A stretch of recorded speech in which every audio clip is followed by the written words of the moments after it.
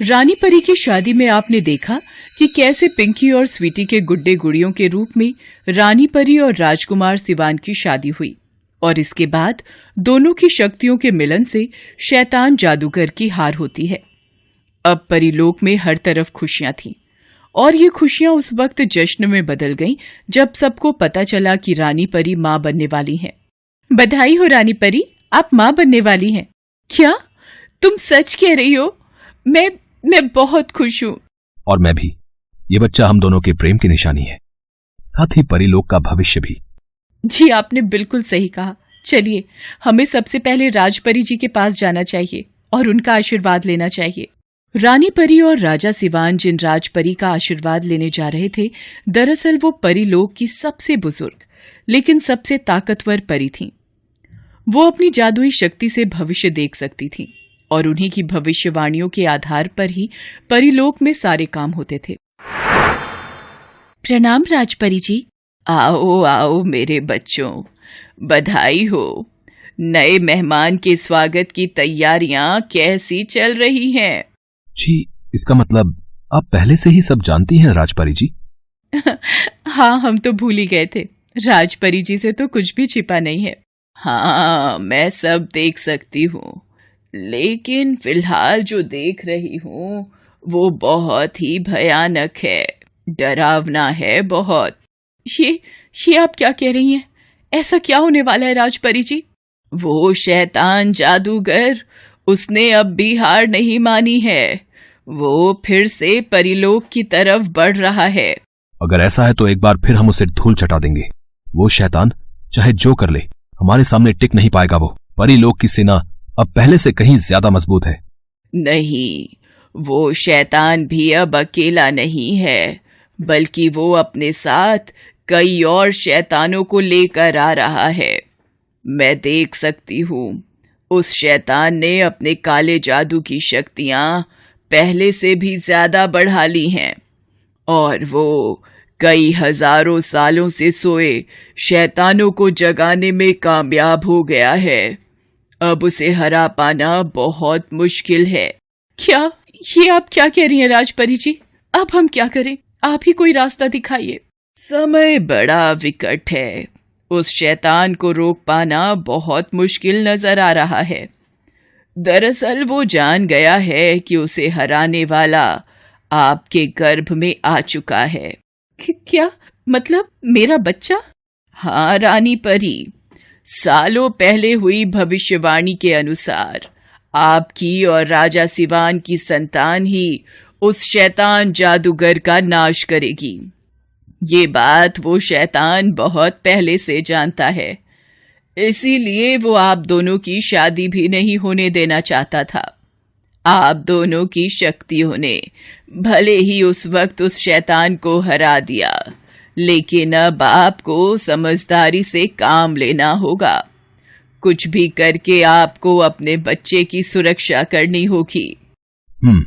आप सभी बिल्कुल चिंता मत कीजिए, मैं उस शैतान को कभी भी रानी परी तक नहीं पहुंचने दूंगा। ये कहकर राजा सिवान वहां से चले जाते हैं और अपने सेनापति से मिलकर आगे की योजना बनाने लगते हैं। दूसरी तरफ रानी परी को राजपरी अपने जादू से एक जादुई कमरे में भेज देती है, जिसे परियों के अलावा और कोई देख नहीं सकता था। राजपरी की बताई हुई हर बात सच थी। वो शैतान जादूगर परीलोक पर हमला कर देता है। वो खुद तो पहले से ही ज्यादा शक्तिशाली था ही, उसके साथ आए दूसरे शैतान भी बहुत खूंखार थे। राजा सिवान और उनकी सेना उनके सामने टिक नहीं पा रही थी। तेरी इतनी हिम्मत कि तू फिर से परीलोक तक पहुंच गया? पिछली हार भूल गया क्या? कुछ नहीं भूला मैं, इसीलिए बदला लेने आया हूँ। राजा सिवान और उनकी सेना उस जादूगर और उसके शैतानों को रोकने की बहुत कोशिश करती है, लेकिन वो ऐसा कर नहीं पाते। शैतानों से लड़ते हुए पूरी सेना धराशायी हो जाती है। साथ ही राजा सिवान को भी वो शैतान जादूगर मार डालता है। इस खबर से सारा परीलोक कांप उठता है। रानी जी, गजब हो गया, सब खत्म हो गया रानी जी। अरे पर हुआ क्या, मुझे साफ साफ बताओ। रानी जी, वो राजा जी नहीं रहे, उस शैतान ने उन्हें मार दिया। ये सुनकर रानी परी गहरे सदमे में चली जाती है। वो बेहोश होकर जमीन पर गिरने ही वाली थी कि वहां मौजूद दूसरी परियों ने उन्हें संभाल लिया। राजपरी भी उस वक्त वहीं पर थी। जिसका डर था वही हुआ। सुनो तुम सब, ये जादुई कमरा भी बहुत देर तक रानी परी और उनके बच्चे को सुरक्षित नहीं रख सकता। वो शैतान जादूगर बहुत जल्द इस जगह का पता लगा लेगा। हमें जितना जल्दी हो सके रानी परी को परीलोक से बाहर ले जाना होगा। हाँ, मैं जानती हूँ रानी जी को कहाँ लेकर जाना ठीक रहेगा। इतना कहकर वो परी कुछ और परियों के साथ रानी परी को लेकर गायब हो जाती है। वो सीधे इंसानों की दुनिया में पहुंचती है। वो पिंकी का घर था जहां रानी परी और राजा सिवान की शादी हुई थी। अरे ये तो पिंकी का घर है ना? हाँ, रानी परी के लिए इस वक्त यही सबसे सुरक्षित जगह है। चलो अंदर चलते हैं। सभी परियां अपने जादू से छोटी होकर पिंकी के घर के अंदर चली जाती हैं। परीलोक में इंसानों की दुनिया के मुकाबले समय बहुत धीरे बीतता है। यही वजह थी कि रानी परी को गुड़िया समझकर खेलने वाली पिंकी अब काफी बड़ी हो गई थी। वो पढ़ लिखकर अब डॉक्टर बन गई थी। हालांकि वो गुड्डे गुड़िया अब भी उसके पास थे, जिनमें समाकर रानी परी और राजा सिवान पहले भी कई बार उसके साथ खेलने आ चुके थे। सभी परियों के जादू से रानी परी एक बार फिर उसी गुड़िया में समा जाती हैं और फिर सभी परियां वहां से वापस परीलोक में चली जाती हैं। माँ, मैं क्लिनिक जा रही हूँ। बेटा, ये खिलौने ले जा। अब इनसे घर में खेलने वाला कौन है यहाँ? ओहो माँ, तुम्हें भी ना बड़ी आफत है। अच्छा लाओ, रास्ते में एक अनाथ आश्रम पड़ता है, मैं वहां डोनेट कर दूंगी ये खिलौने। वो सभी पिंकी के बचपन के खिलौने थे, जिनमें वो गुड्डे और गुड़िया भी थे। पिंकी जैसे ही वो खिलौने अनाथ आश्रम के डोनेशन बॉक्स में रखने लगती है, उसकी नजर उन गुड्डे गुड़ियों पर पड़ जाती है। अरे, तुम दोनों को तो मैं किसी को नहीं दूंगी, तुम हमेशा मेरे पास ही रहोगे। इतना कहकर पिंकी उस गुड़िया और गुड्डे को अपने पर्स में रख लेती है और फिर अपने क्लिनिक पहुंच जाती है। फिर उसी शाम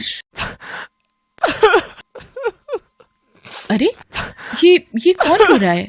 कौन है यहाँ? वो रानी परी के रोने की आवाज थी। वो पिंकी की आवाज सुनकर खुद को रोक नहीं पाई और पर्स के अंदर से ही बोली, ये मैं हूँ पिंकी, यहाँ हूँ मैं, तुम्हारी दोस्त। पिंकी ये देखकर चौंक जाती है कि उसके पर्स में रखी उसकी बचपन की गुड़िया असल में बोल सकती थी। उसे अपनी आंखों और कानों पर विश्वास नहीं हो रहा था। अभी तुम बोल रही थी क्या? अरे नहीं, ये कैसे हो सकता है? जरूर मेरे साथ कोई मजाक कर रहा है। नहीं पिंकी, ये कोई मजाक नहीं है। मैं इस गुड़िया में कैद परियों की रानी हूँ। इसके बाद रानी परी पिंकी को शुरू से लेकर आखिर तक सब कुछ बताती है। पिंकी को पहले तो विश्वास नहीं होता, लेकिन फिर बचपन की कई घटनाएं रानी परी के मुंह से सुनने के बाद आखिरकार उसे विश्वास हो जाता है। पिंकी के कहने पर रानी परी कुछ देर के लिए उसके सामने असली रूप में भी आ जाती है। अरे, ये तो कमाल हो गया, तुम तो सच में परी हो तुम तो। लेकिन मैं बहुत परेशानी में हूँ। राजा सिवान वो नहीं रहे और मेरा बच्चा वो भी मुसीबत में है। ये कहकर रानी परी उस गुड्डे को गले से लगाकर रोने लगती है, जिसमें कभी राजा सिवान बसा करते थे। आप क्यों चले गए मुझे छोड़कर? मुझे और हमारे बच्चे को आपकी बहुत जरूरत है। जो हुआ उसे भूल जाओ, तुम्हें हिम्मत रखनी होगी। अच्छी बात तो यह है कि मैं एक डॉक्टर हूँ।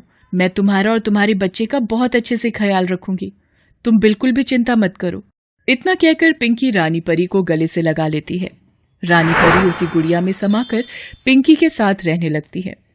उधर शैतान जादूगर ने सारे परीलोक का सर्वनाश कर दिया था।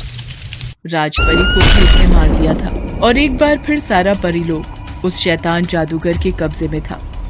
किसी तरह उस शैतान की नजर से बचकर कुछ परियों ने रानी परी को आकर परीलोक का सारा हाल बताया।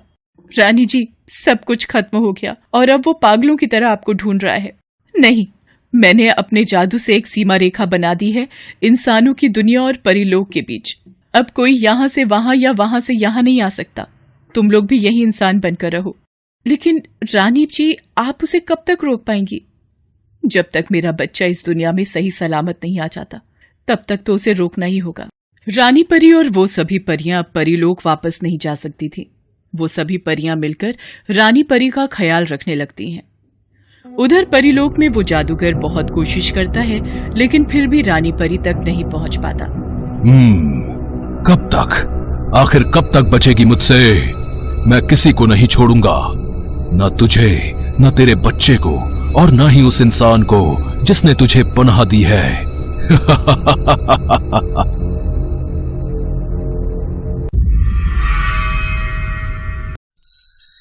Thanks for watching.